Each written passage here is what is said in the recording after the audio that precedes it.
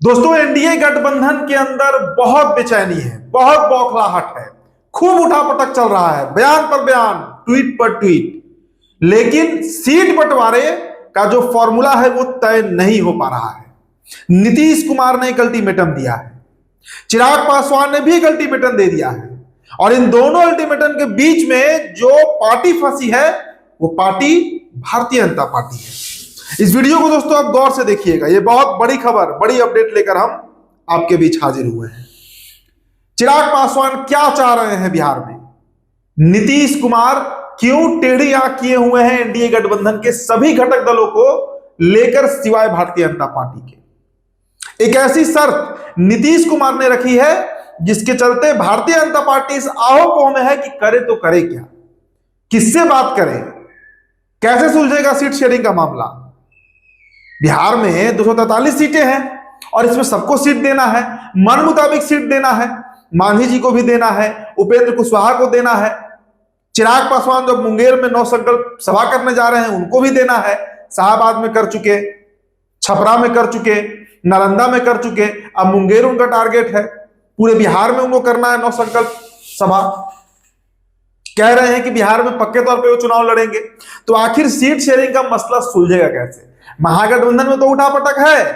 पप्पू यादव कह रहे हैं कि 100 सीट दीजिए भाई, लोकसभा में जो सीट शेयरिंग का फॉर्मूला था उसी पर हम लड़ेंगे।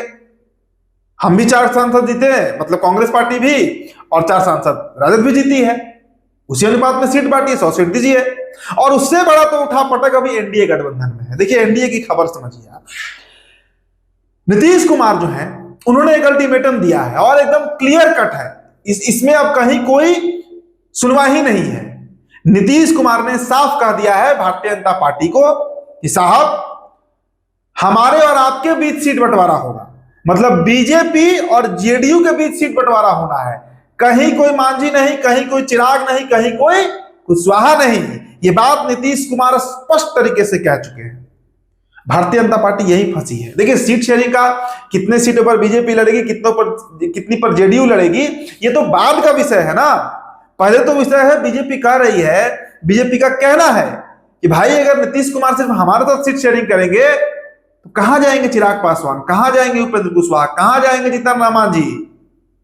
कैसे होगा मामला, निपटेगा कैसे? तो नीतीश कुमार की पार्टी ने स्पष्ट कर दिया है कि देखिए 2020 के विधानसभा चुनाव में जो खेल हुआ, जो खेल चिराग पासवान ने किया बीजेपी के मार्फत, जो बार बार नीतीश कुमार स्वीकारते भी हैं कि पता ही नहीं चला कि इस चुनाव में हमारा दोस्त कौन है, दुश्मन कौन है। ये बात नीतीश कुमार कई बार कहे हैं, सार्वजनिक मंचों से कहे हैं। कौन दुश्मन दुश्मनी निभा रहा था 2020 में, उससे बदला लेने का समय है ये नीतीश कुमार का, और नीतीश कुमार बदला ले रहे हैं। बीजेपी के सामने बड़ी दुविधा है, क्योंकि अगर दोस्तों आधे आधे सीटों का बात हुआ, और मैंने आपको बताया भी था 4 दिन पहले स्टोरी किया था मैंने कि 112 सीटों पर तो जेडीयू की तैयारी है, उतना तो प्रत्याशी भी तय हो गया है। दैनिक भास्कर ने बजाते 112 सीटों की सूची तक छापी थी, हमने वो दिखाया था खबर आपको। तो 112 पर तो जेडीयू की तैयारी है।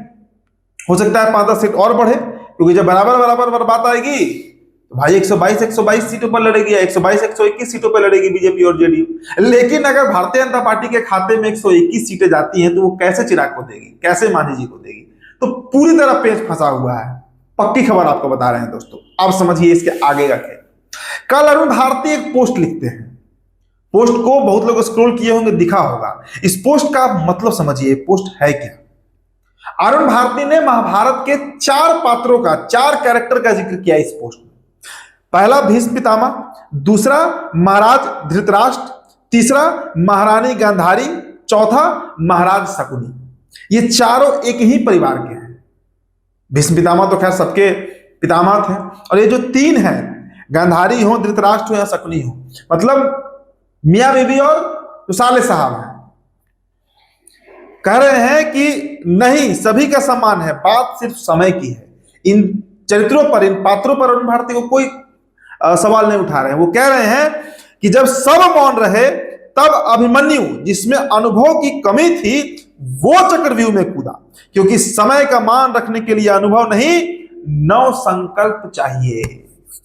समय की मांग, क्या मांग है समय की? 2025 के महाभारत में क्या समय की मांग है, इसका चर्चा कर रहे हैं अरुण भारती। इस पोस्ट को दोस्तों आप गौर से समझिए, बहुत गहरा संदेश इसमें दिया गया है कि सारे अनुभवी लोग, धृतराष्ट्र भी अनुभवी थे, गांधारी भी अनुभवी थी, शकुनी तो पूरा महाभारत का ही रच दिए थे उन्होंने, और भीष्म पितामह से ज्यादा अनुभव किसके पास होगा। लेकिन चक्रव्यूह में कूदा कौन, चक्रव्यूह से लड़ा कौन, कौन शहीद हुआ, वो सिर्फ और सिर्फ अभिमन्यु थे। और यह अभिमन्यु 2025 के विधानसभा चुनाव में चिराग पासवान बनने जा रहे हैं। हो सकता है नीतीश कुमार के पास तजुर्बा ज्यादा हो, लेकिन वो धृतराष्ट्र बन गए हैं। हो सकता है भारतीय जनता पार्टी के पास कुटिल बुद्धि ज्यादा हो, वो शकुनी बन चुके हैं, वो भीष्म पितामह बन चुका है। लेकिन समय की मांग है। अगर समय रहते अभिमन्यु चक्रव्यूह में नहीं कूदते तो शायद महाभारत का रुख पलट सकता था। वही अभिमन्यु की भूमिका में चिराग पासवान है, जो 9 संकल्प लेकर इस विधानसभा चुनाव में उतरने जा रहे हैं। तो एक बहुत बड़ा मैसेज है दोस्तों, नीतीश का अल्टीमेटम, कोई समझौता नहीं, कोई कॉम्प्रोमाइज नहीं, चुनाव तो हम अपने शर्तों पर लड़ेंगे और हमारा सीट बंटवारा सिर्फ और सिर्फ भारतीय जनता पार्टी से है। जो कहना है कहिए, बीजेपी समझे कितना सीट चिराग को देना है, कितने सीटों पर उपेंद्र कुशवाहा को लड़वाना है और कितने सीट के हिस्सेदार में जीतना ना मांझी होंगे, जेडीयू को कोई मतलब नहीं है। तो नीतीश कुमार की पार्टी ने भी, माफ कीजिएगा, चिराग पासवान की पार्टी ने भी क्लियर मैसेज दिया है कि वो अभिमन्यु बनेंगे जो चक्रव्यूह में कूदेंगे। भले उनके पास अनुभव नहीं है, भले वो नवयुवक हैं, लेकिन 9 संकल्प लेके वही चल रहे हैं। तो दोस्तों, एनडीए के अंदर की आप स्थिति समझिए। मैंने वीडियो की शुरुआत में आपसे क्या कहा कि एनडीए के अंदर जो उठापटक है ये दिख नहीं रहा है, लेकिन जो माहौल बन रहा है, कहीं चिराग पासवान अकेले 243 सीटों पर लड़ने ना निकल जाए। 2020 में ये काम वो कर चुके हैं, 136 सीटों पर लड़े थे, हारे सभी सीट, लेकिन एक पार्टी का उन्होंने बंटाधार कर दिया। युद्ध में 2 ही चीज होता है, या तो कोई जीतता है या किसी को हरवा देता है। राजनीति भी वैसी ही है, और चिराग पासवान ने एक पार्टी को हरवाकर नीतीश कुमार के कद को आधा कर दिया। इस बात का आज भी गुरूर है चिराग पासवान और उनके तमाम नेताओं को, कार्यकर्ताओं को। बहुत बड़ा मैसेज ये दिया जा रहा है दोस्तों, और ये एनडीए के लिए खतरे की घंटी है। नीतीश कुमार झुकने को तैयार नहीं है, कह रहे हैं कि 2020 में हमारा धोखा हुआ, इस बार कहीं कोई सुनवाई नहीं है, बीजेपी डील करेगी चिराग से, चिराग से हमारा कहीं कोई लेना देना नहीं। तो मैंने क्या कहा था दोस्तों, ये बहुत बड़ी खबर होने वाली है, और बड़ी खबर है भी। महागठबंधन में तो घमासान चल रहा है, लेकिन एनडीए जो दिखा रही है कि ऑल इज वेल, सब कुछ सही है, स्थितियां वही है जो मैं बता रहा हूं। तो आपकी जो प्रतिक्रिया होगी हमारे कमेंट बॉक्स छोड़ते जाइएगा। इस रिपोर्ट में इतना ही। मेरा नाम उदित तारण है, तो बिहार टॉप पर वीडियो आप देख रहे थे। बहुत बहुत शुक्रिया।